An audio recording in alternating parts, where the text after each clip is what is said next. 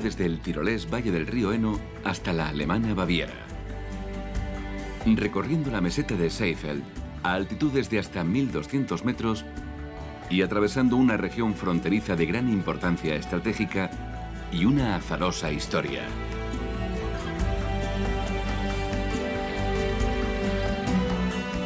Apenas quedan rastros de las penalidades sufridas en siglos pasados, como la pobreza y la guerra. Y hoy es una próspera región muy apreciada por los deportistas. Seefeld atrae a esquiadores famosos y a aficionados al deporte de todo el mundo.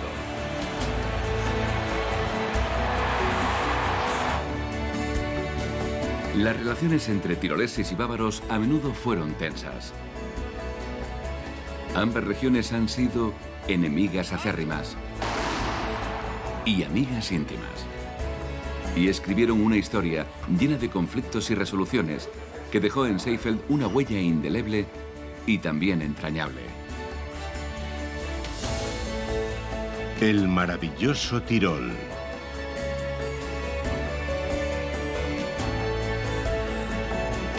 Montañas, milagros y medallas.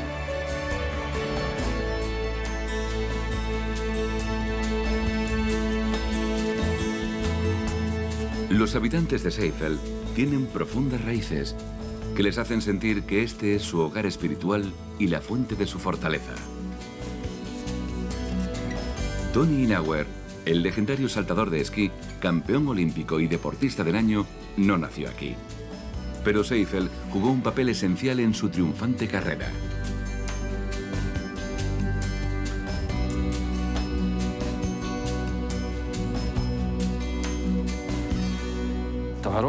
Participé en las Olimpiadas de Seefeld y competí en su pista de saltos.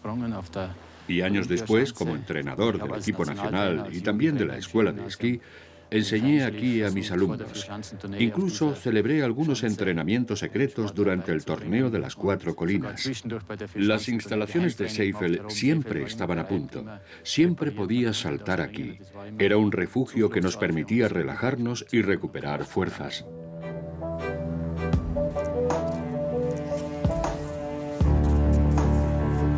Las fuerzas geológicas y el clima alpino forjaron la meseta de Seefeld, en cuyo centro está el pueblo del mismo nombre, que acoge una gran variedad de competiciones internacionales.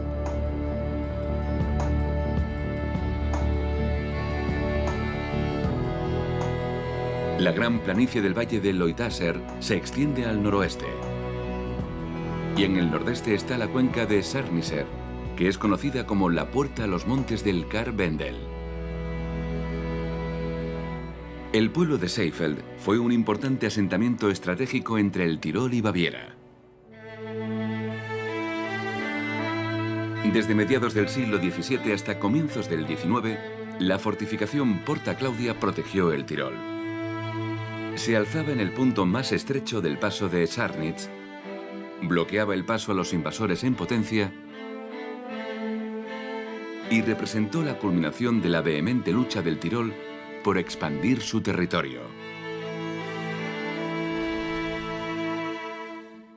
Hoy la linde norte de la meseta de Seefeld forma la frontera del Tirol y Baviera. Y las sangrientas batallas libradas aquí aún son recordadas, a veces con cierta cólera y otras con fingida seriedad. El refugio Feisute se encuentra al sur de los montes del Kar-Wendel. Y sus dueños, Michel y Froni Kirchmaya, discuten el enfoque que deben darle este año para obsequiar a los nuevos huéspedes. Él es tirolés, pero ella es bávara. Y ha aprendido el dialecto local. ¿Es tu primer boceto? Sí, ¿te parece bien? Sí, me gusta el borde marrón y que el logo esté arriba. Pero, ¿qué es el Broadseiplat? Un plato de pan con salchichas o queso. ¿Por qué no lo pones en tirolés? Porque mis paisanos bávaros no lo entenderían. Pero estamos en el Tirol, no puedes llamarlo Broadside. Sabía que esta discusión sería inevitable, así que he preparado otra cosa. Mira, una carta tirolesa y otra bávara. ¿Qué te parece? ¿Dos cartas? Sí. Bávara y tirolesa. Sí. Y entonces cada uno ofrece la suya. Eso es. Las disputas entre tiroleses y bávaros no siempre fueron tan cordiales. Y los conflictos comenzaron muchos siglos atrás. Los primeros cimientos del moderno Tirol se establecieron en Baviera. A partir del siglo VI, los clanes bávaros comenzaron a asentarse en la tierra de las montañas. Y en el siglo XIII, los condes del Tirol lo declararon un territorio unificado. Lo que atrajo a la nobleza europea, que conocía sus yacimientos de plata y sabía que era una encrucijada comercial transcontinental. A principios del siglo XIV, Margarita Maultas, la última condesa del Tirol, se encontraba en una situación difícil, ya que varias dinastías se disputaban sus favores. Las casas de Habsburgo y Wittelsbach se convirtieron en enconados rivales e incluso terminaron declarándose la guerra para intentar apropiarse del territorio del Tirol. Y cuando por fin la victoria se inclinó hacia un lado, tanto los aristócratas como la condesa Margarita, que sin duda tuvo un papel difícil de jugar en todo momento, decidieron someterse al gobierno de los Habsburgo. Y fue así como el condado pasó a formar parte de Austria.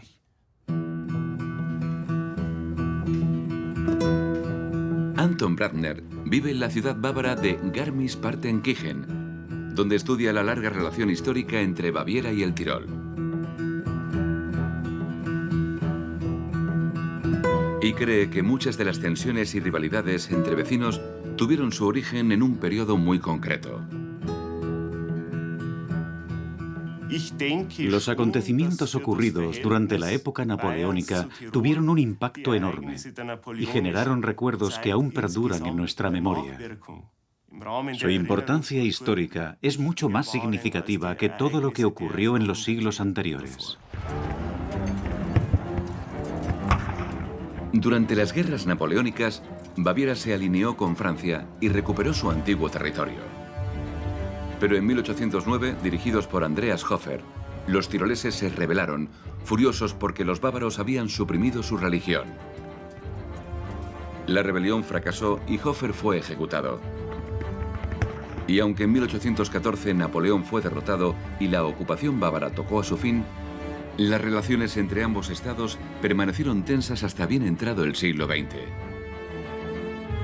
Pero Anton Bruckner ha descubierto algo sorprendente: que pese a los muchos años de conflicto entre ambos bandos, una gran cantidad de bávaros menores de 30 años veneran al que fue el archienemigo de sus antepasados, el tirolés Andreas Hofer. Resulta muy significativo y también insólito que muchos jóvenes bávaros se muestren tan interesados en la figura de Andreas Hofer. Y lo más extraño es que, con frecuencia, ni siquiera han intentado conocer, y aún menos entender, el contexto histórico. Solo se fijan en sus ideales de independencia y libertad, que siguen resonando en el clima político moderno. Para mí, es sorprendente que muchos jóvenes alemanes simpaticen con Andreas Hofer y con el papel que jugó en el destino de los tiroleses.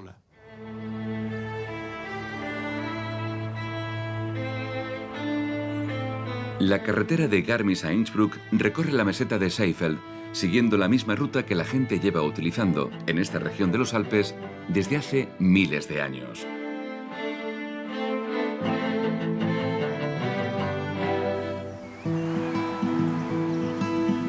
Gracias a esta ruta, la meseta adquirió gran importancia estratégica y originó una nueva disputa entre el Tirol y Baviera.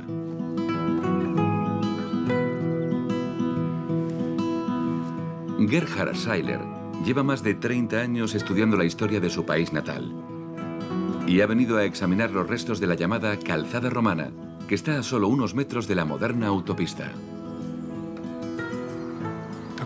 La mayor parte de la actividad comercial tenía lugar en las regiones de Venecia y Aquilea.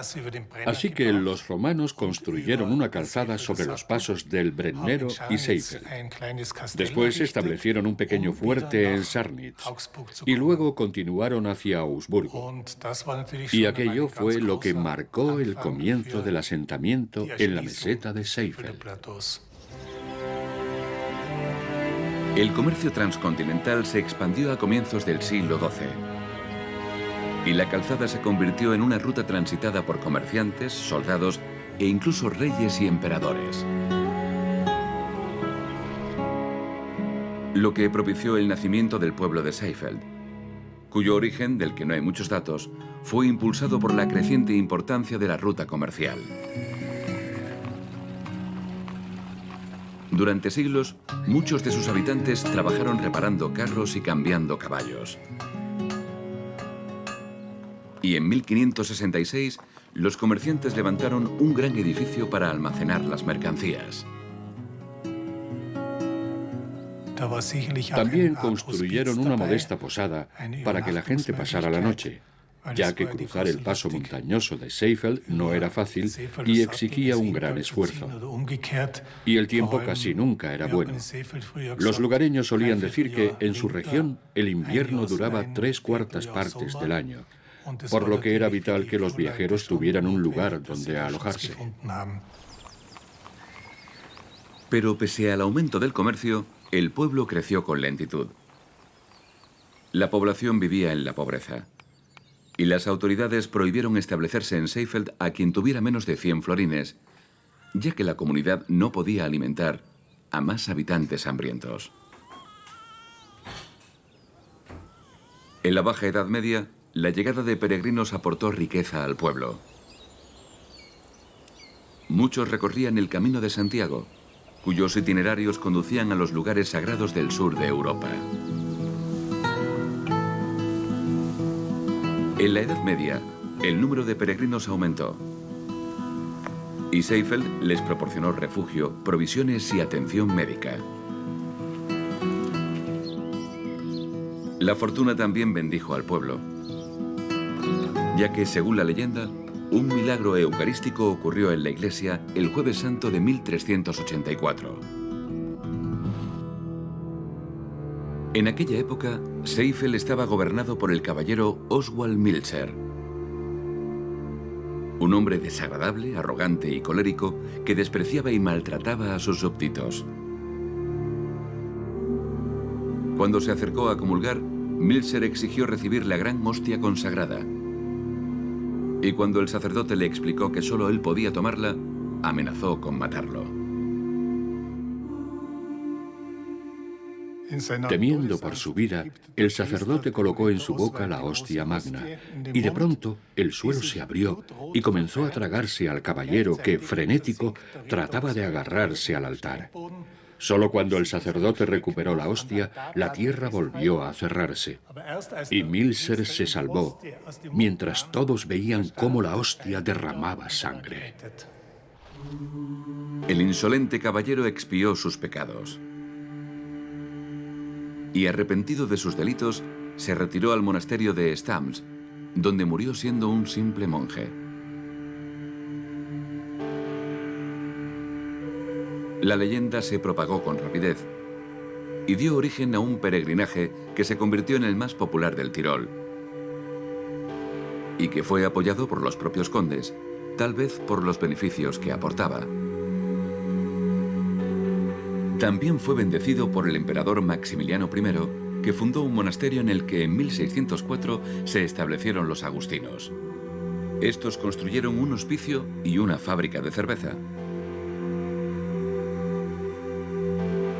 El monasterio cerró en 1785 y varios años después, dos vecinos de Seifeld compraron el edificio, lo transformaron en posada y, para mantener la tradición, instalaron dos fábricas de cerveza.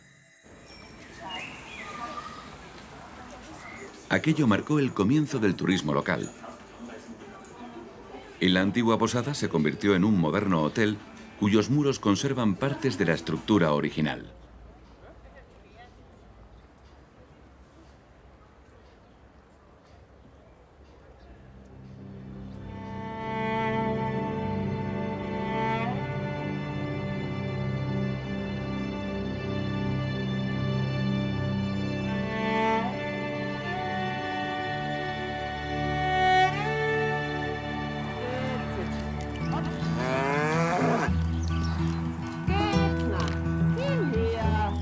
En el siglo XIX, el poeta tirolés Adolf Pichler dijo que los habitantes de la meseta de Seefeld eran gente fuerte, resistente a la intemperie y endurecida en 1000 batallas. Una descripción que sigue ajustándose a los granjeros de hoy. En 1180, los benedictinos animaron a los agricultores a instalarse aquí y les encargaron despejar el bosque. Pero crear campos de cultivo en este entorno fue una labor ardua y poco provechosa. Las condiciones de la vida en la meseta, a 1200 metros sobre el nivel del mar, eran mucho más duras de lo que habían imaginado. Las cosechas continuaron siendo escasas durante cientos de años. La población apenas aumentó. Y en el siglo XIX, una gran parte se marchó. Solo se quedaron los que no tenían otra opción o los valientes que se negaron a rendirse. Personas como María Gad, una de las últimas granjeras de la meseta, que asumió todo el peso de dirigir su granja en Reit, cerca de Seefeld, desde que su marido murió. La granja está clasificada como granja hereditaria por la legislación tirolesa, que apoya así la firme continuidad de la propiedad de granjas heredadas.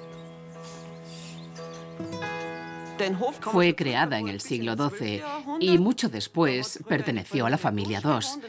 Pero el marido murió en la Guerra de los 30 años y a su esposa le arrebataron la granja. Y en 1634 fue adquirida por mi antepasado Martin y se fue transmitiendo de padres a hijos.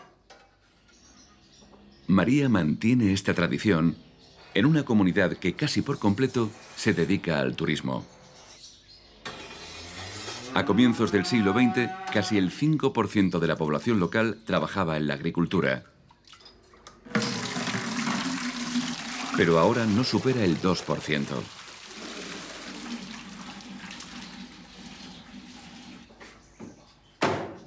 Esto ya está.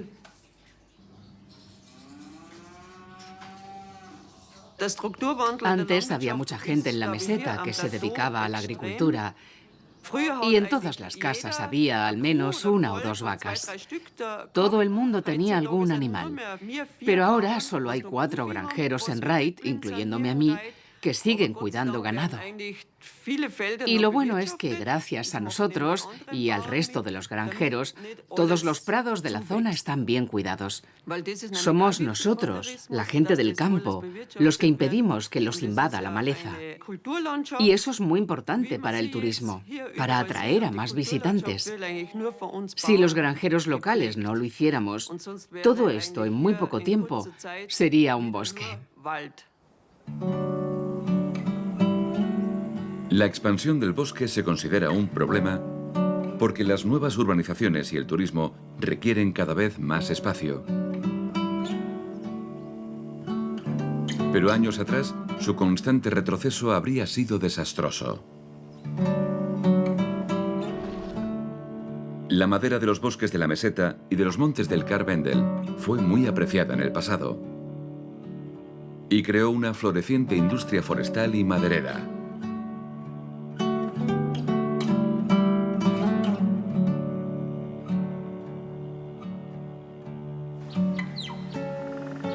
Aunque ahora es difícil de demostrar, es posible que los bosques fueran cuidados de manera comunal a lo largo de los límites regionales, ya que existen registros que muestran el movimiento de trabajadores entre varios territorios colindantes. Los pueblos de Schliase en Baviera y Sarnitz en el Tirol se han unido para crear un museo forestal que cuente su historia.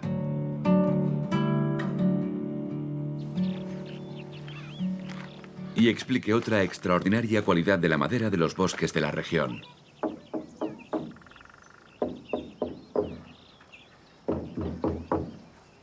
Hubert, prueba tú.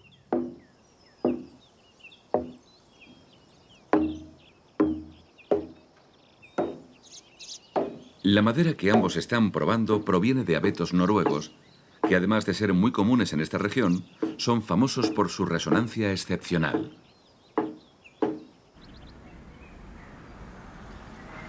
Una propiedad única que los habitantes de la ciudad bávara de Mittenwald llevan aprovechando desde hace más de 3 siglos. Tras la Guerra de los 30 años, esta pequeña localidad del valle del río Isar se vio sumida en la pobreza. Y uno de sus vecinos, Matthias Klotz, dio con la solución. A finales del siglo XVII, tras aprender a fabricar violines en Italia, el joven Klotz abrió un taller en su pueblo y enseñó este arte a otras familias. Y pronto los violines de Mittenwald alcanzaron fama mundial.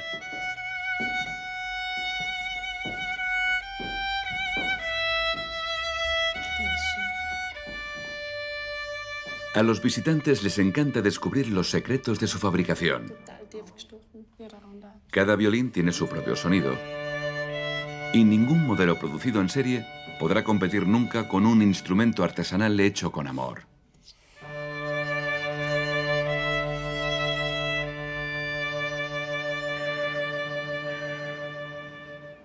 Algo que se puede aprender durante un curso en la Escuela de Fabricación de Instrumentos Musicales de Mittenwald.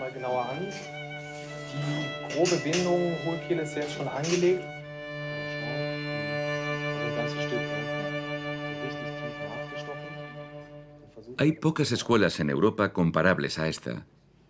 Y entre sus estudiantes, que proceden de muchas partes del mundo, hay una tirolesa.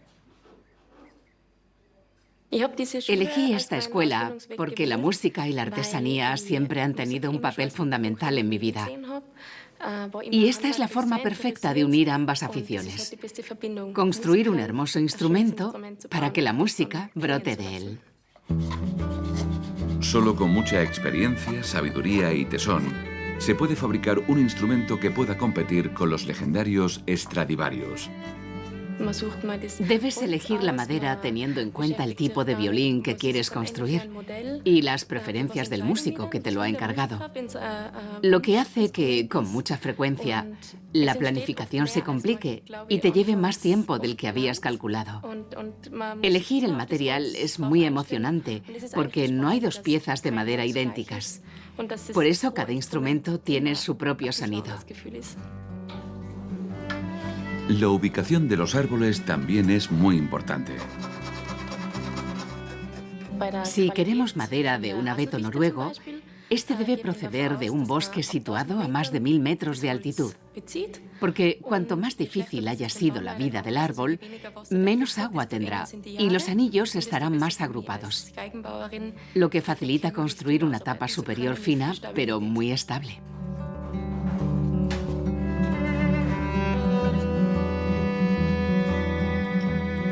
Maximiliano II de Baviera fundó esta escuela en 1858 para mantener el prestigio y la calidad de los violines de Mittenwald.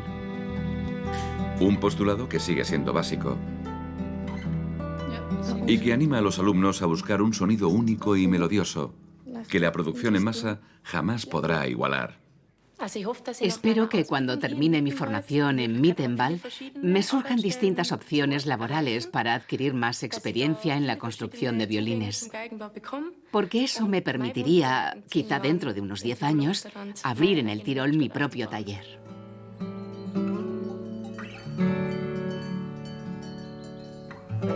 El fin de la primavera marca el inicio de la temporada en el refugio Feisutte.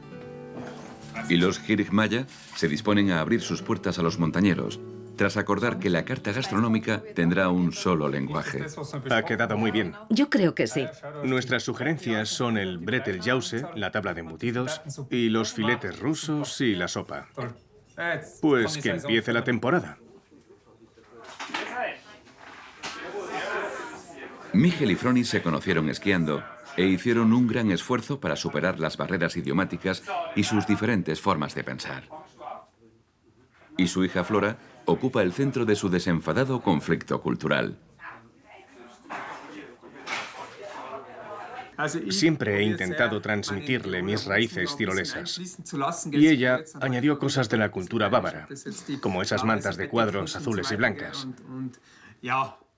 No hay que ocultar las raíces. Está muy bien hacer que sean visibles. Las mantas son blancas y azules, no al revés. Sí, blancas y azules. A estas pequeñas cosas me refiero. Como Flora crecerá en el Tirol, la influencia tirolesa siempre será mayor que la bávara.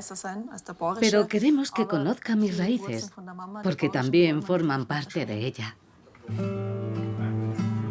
La decoración recuerda a Flora y a todos los clientes de dónde proceden Michel y Froni y su firme y cariñoso compromiso con sus respectivos orígenes. Los colores de sus banderas, el blanco y rojo del Tirol y el blanco y azul de Baviera, compiten en todo el refugio.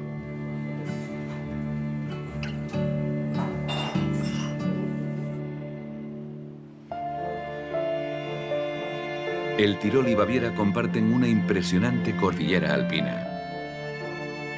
Los montes del Karwendel, 125 picos que alcanzan altitudes de más de 2000 metros. En el Tirol se alza la sección principal y la más pequeña está en territorio bávaro. La meseta de Seefeld forma su frontera occidental y ambas secciones son zonas protegidas. La parte tirolesa del Parque Natural del Karwendel cubre un área de 727 kilómetros cuadrados, por lo que es una de las reservas naturales más extensas de los Alpes orientales. Pero la estricta protección no impide que estos montes ofrezcan muchas oportunidades recreativas, como la marcha anual Karwendel, que tiene lugar entre el sur de Baviera y la meseta de Seefeld, y es el mayor acontecimiento deportivo del verano.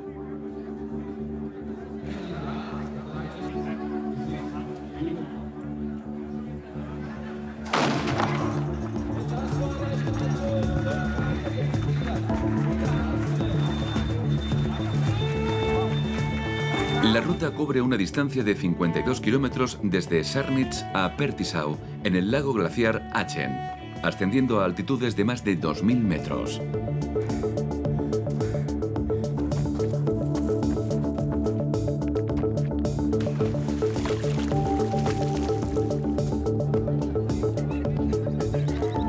En el valle de Riesbachtal, un monumento honra al montañero bávaro Hermann von Bacht, que exploró los montes del Karwendel en el siglo XIX.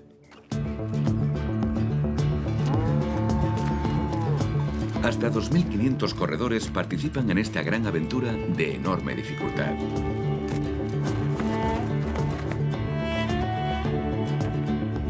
Muchos proceden del resto de Europa e incluso de otras partes del mundo. Y tras ser rivales durante siglos, los del Tirol y Baviera disfrutan compitiendo en el campo deportivo.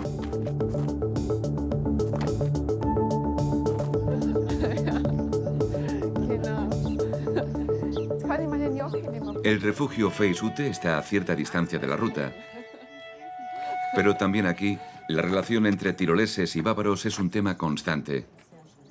Y no solo entre los Kirchmaya. Aquí está la comida. Toma. Muchos huéspedes son de la región fronteriza. Cuando la terraza está llena y escuchas las conversaciones, casi siempre percibes la cordial relación entre bávaros y tiroleses. Cuando un bávaro y un tirolés comparten la mesa, ves cómo bromean y se enrollan. Por regla general se llevan mejor que un habitante del Tirol y alguien que venga del norte de Alemania. ¿Sí? O que un bávaro y un alemán del norte. Sí.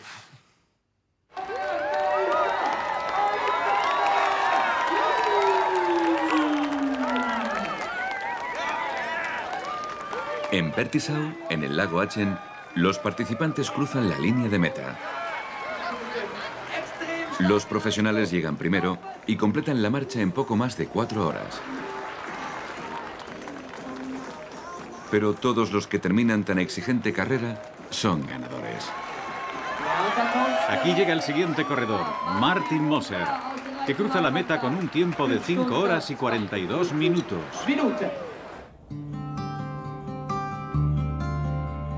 El pueblo de Loitas continúa honrando a un habitante ilustre nacido en 1855, Ludwig Ganghofer, que, fascinado por las montañas del Tirol, se hizo famoso escribiendo novelas rurales de la región bávara de Algovia. Vivió durante 2 décadas en una cabaña en el valle Gaistal y con frecuencia invitaba a sus amigos artistas de Múnich para hacer expediciones de caza. Muchos volvieron después, y fue así como Ganhofa, como reconocen sus vecinos, introdujo el turismo en Loitas. Seefeld también se convirtió en un popular destino vacacional. A principios del siglo XX, tan solo unos 30 o 40 visitantes venían en verano. Pero la hazaña ferroviaria del Dr. Rill lo cambió todo. Él construyó el Kar-Wendelbahn y lo financió con su propio dinero. Y la apertura de esta línea impulsó un turismo masivo en toda la región. Viajar en el Kar-Wendelbahn se convirtió en toda una experiencia, ya que el recorrido y las vistas eran espectaculares. Y en octubre de 1912, la línea conectó Innsbruck con Mittenwald y Garmisch-Partenkirchen. Durante las 2 siguientes décadas, Seefeld atrajo a un sinfín de esquiadores, y el turismo de invierno floreció. Pronto se convirtió en uno de los destinos más populares de Austria y comenzó a celebrar competiciones deportivas.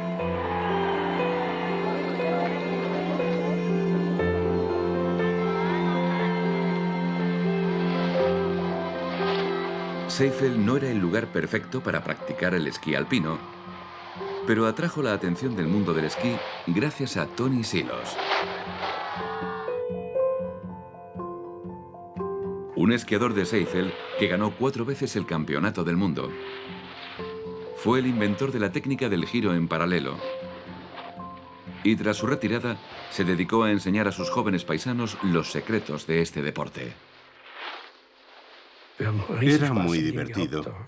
Solía llevarnos a esa ladera tan pronunciada que está junto al centro deportivo y colocaba un montón de puertas, muchas más de lo que es habitual. Parecía un recorrido impracticable, pero él nos demostraba que a pesar de todo era posible girar de la manera correcta. Después nos perseguía ladera abajo para animarnos a conseguirlo. El verano de 1932 fue un periodo de calma y prosperidad. Aunque muchos visitantes venían de Inglaterra y el Benelux, los del norte de Alemania eran los más numerosos. Los alemanes representaban el 40% del turismo anual de Austria. Pero mientras disfrutaban del verano en Seefeld, nubes de tormenta se cernían sobre Europa Central. Desde 1933 hasta 1936 se implementó la llamada Prohibición de los 1000 marcos, que obligaba a los alemanes a pagar esta cantidad si querían viajar fuera de sus fronteras. La norma era un ataque directo a la economía austríaca. Y surtió el efecto deseado, al igual que las amenazas y la propaganda. Muchos austríacos comenzaron a expresar en voz muy alta sus opiniones políticas, como en este mitin en Seefeld, lo que fue el principio del fin de una Austria independiente.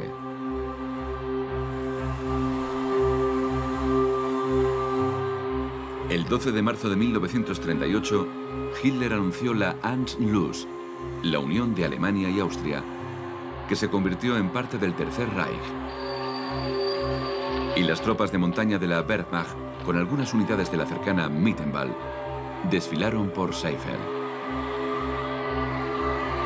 Durante la Segunda Guerra Mundial, el Frente Alemán del Trabajo declaró a Seefeld centro de vacaciones.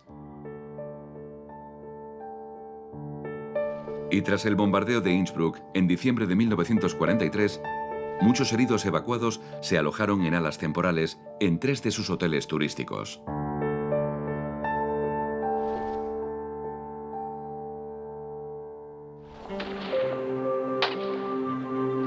Los últimos días de la guerra fueron sombríos en la meseta.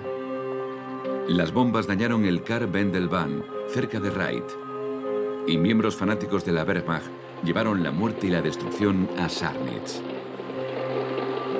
En mayo de 1945, los estadounidenses avanzaron hacia el sur desde Garmisch. Y los nazis enviaron a muchachos de 15 y 16 años que terminaron muertos o heridos. Esa fue la única resistencia que los estadounidenses encontraron. Así que cruzaron sin contratiempos el paso de Sarnitz, atravesaron Seefeld y después llegaron a Innsbruck, donde ya habían comenzado las negociaciones para evitar más daños.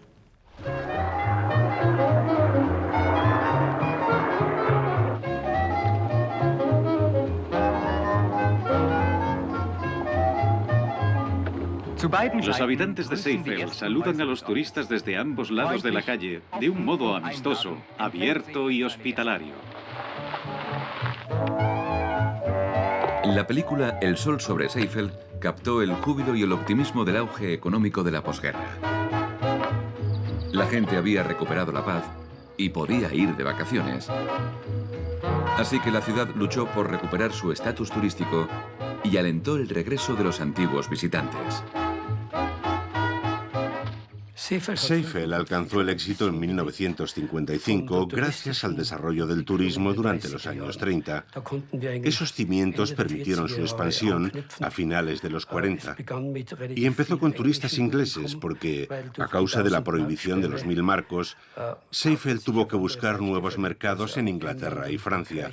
Muy pocos alemanes podían venir.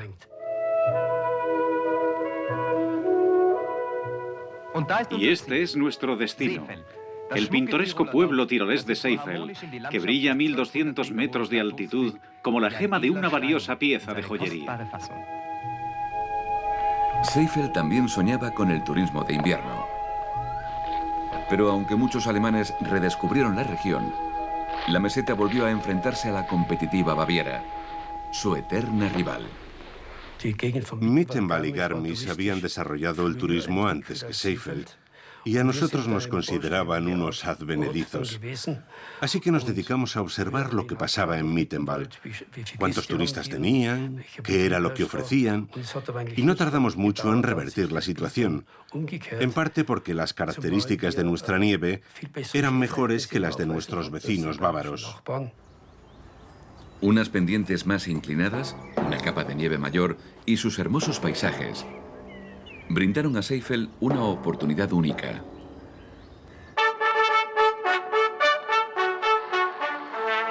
En 1964, las pruebas de esquí nórdico de los 9º Juegos Olímpicos de Invierno se celebraron en Seefeld, donde se compitió en esquí de fondo por primera vez en varias pistas paralelas.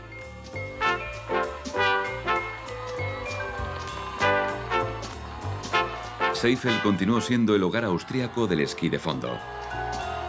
Y su famosa colina, bautizada como la Toni Silos Olympian Schanze, sigue siendo muy popular entre los saltadores.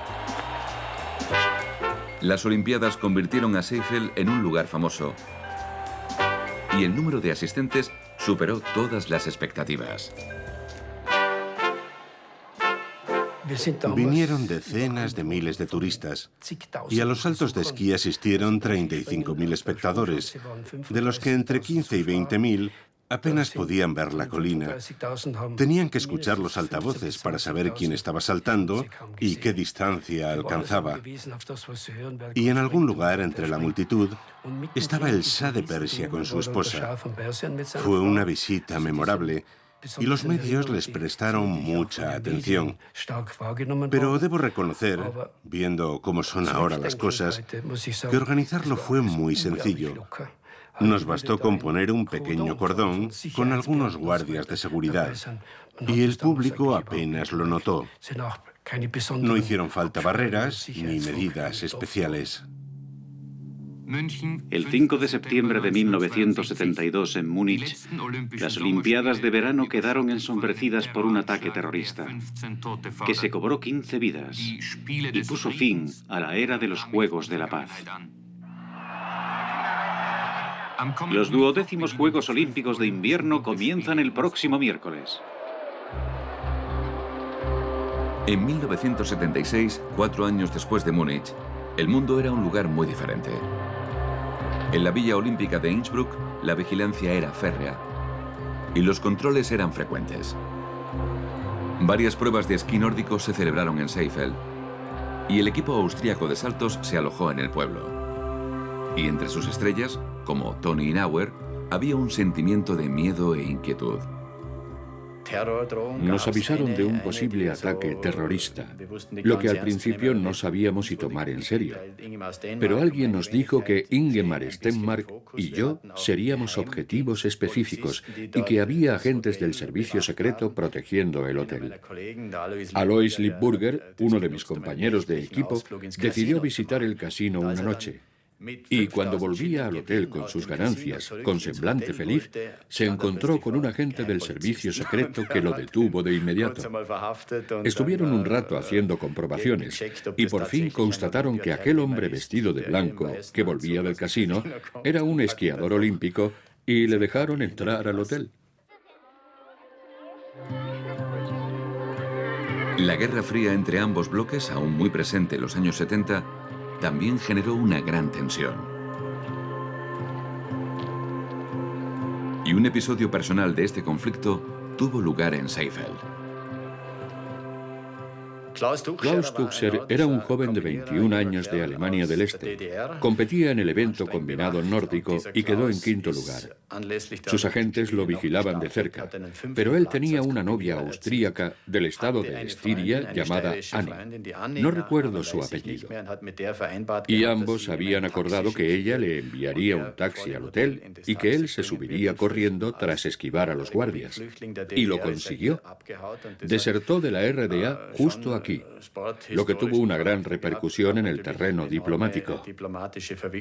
Klaus se convirtió en austríaco, abandonó el esquí de fondo y se unió al equipo austríaco de saltos de esquí. Hoy seguimos siendo amigos y a veces nos vemos para comentar los campeonatos, cómo ha cambiado nuestro deporte y compartir viejas historias.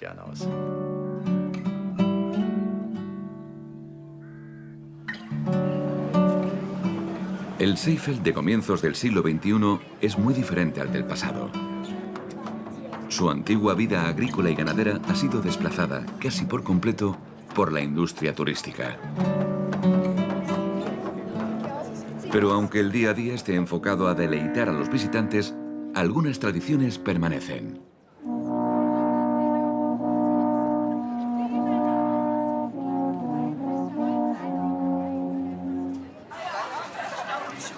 En el mercado anual de artesanías, que se celebra en septiembre, podemos ver que con herramientas sencillas se realizaban tareas de muy difícil ejecución.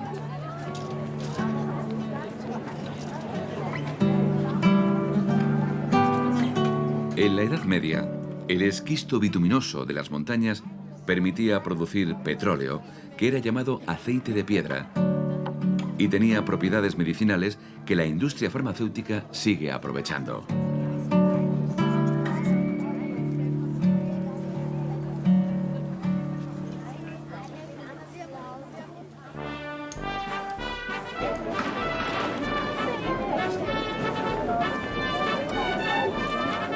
Unas 100 sociedades comprometidas con la conservación de las tradiciones de Seefeld celebran más de 30 eventos anuales para que su recuerdo perdure. Y para rendir homenaje al conocimiento y la experiencia que sus comunidades adquirieron y preservaron durante siglos.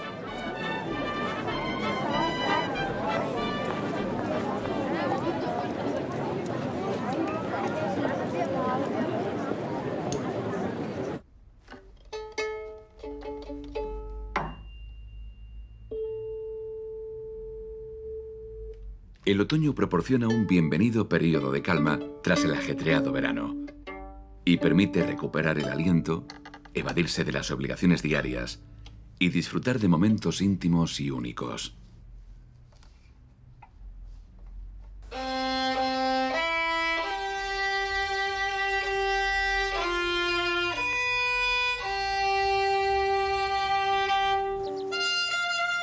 También invita a reflexionar y a deleitarse con los frutos del esfuerzo.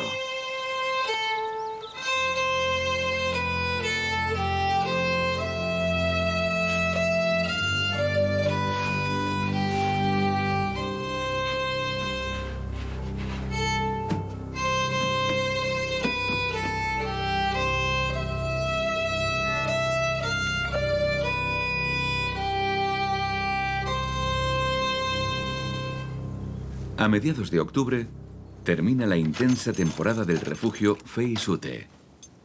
Y Miguel y Froni se marchan llenos de satisfacción con su querida hija Flora. Ha sido estupendo. Ya lo creo. Venga, vámonos ya. El refugio ha vuelto a fomentar una comunicación franca, relajada y tranquila entre tiroleses y bávaros. Un fin que también impulsa a la región olímpica de Seefeld a una escala mucho mayor. El turismo y los deportes unen a la gente cada vez más y ayudan a olvidar los conflictos del pasado.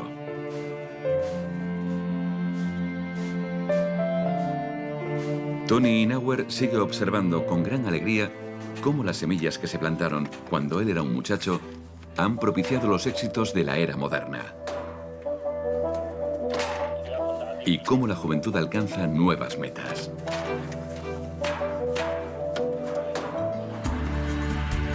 Conocer a los alumnos de la escuela de Stams en la colina de Seefeld llena de esperanza al legendario esquiador.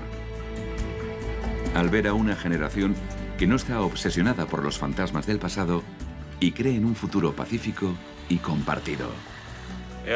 Durante los siglos pasados, el Tirol y Baviera se infligieron terribles daños. Y en las guerras, las bombas llovieron sobre esta meseta. Por eso es tan maravilloso ver que se ha convertido en un lugar de reconciliación. Hoy los bávaros y los tiroleses conviven en las laderas. Y cuando hay competiciones importantes, como las Olimpiadas, vienen personas de todo el mundo a un lugar en el que pueden reunirse, conocerse y hacer grandes amistades.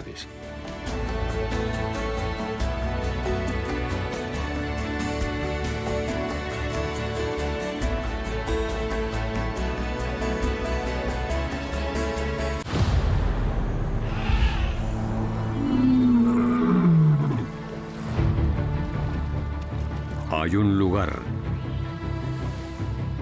en el que la historia de la vida se escribe con sangre. Un lugar en el que el poder es poder.